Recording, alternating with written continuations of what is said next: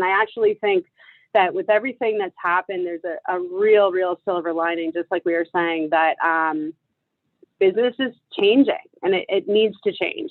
We need to be able to do video walkarounds, which people are doing anyway, but I can tell you right now, a lot of the guys don't. We have guys that have been here for 30 years. They're not buying into it. Or one guy doesn't have a cell phone.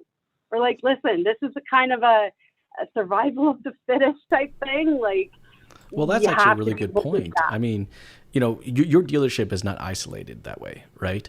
There are a ton of dealerships out there that have, that salesperson that has been with the business for a long time, have done amazing things for the business, but they just never really embraced any type of new technologies. They really struggle to embrace the CRM system. They really struggle to embrace any type of video system. It's like, I hate to say it, but I'd love to hear your thoughts on this, Jodie.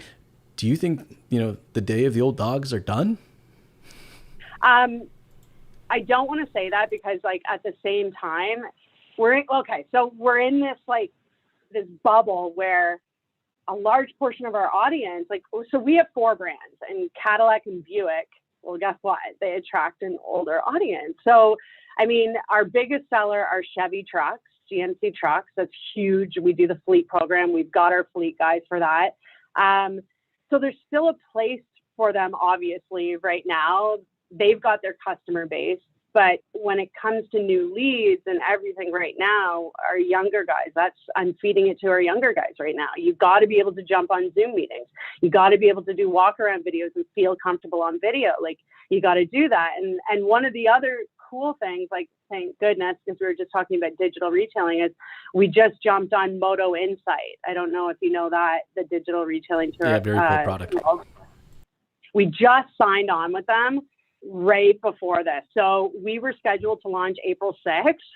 And I'm like, and I have wanted this. Everybody shops Amazon. Everybody shops digitally. I will say that the customer wants to be able to play around with pricing, but I don't know how comfortable they still are buying a car online. At least where we are right now, they're not taking it to the full advantage. That's what I'm seeing. Do they love playing around with their pricing without having to sit with some guy and talk to them and force them to come into the dealership?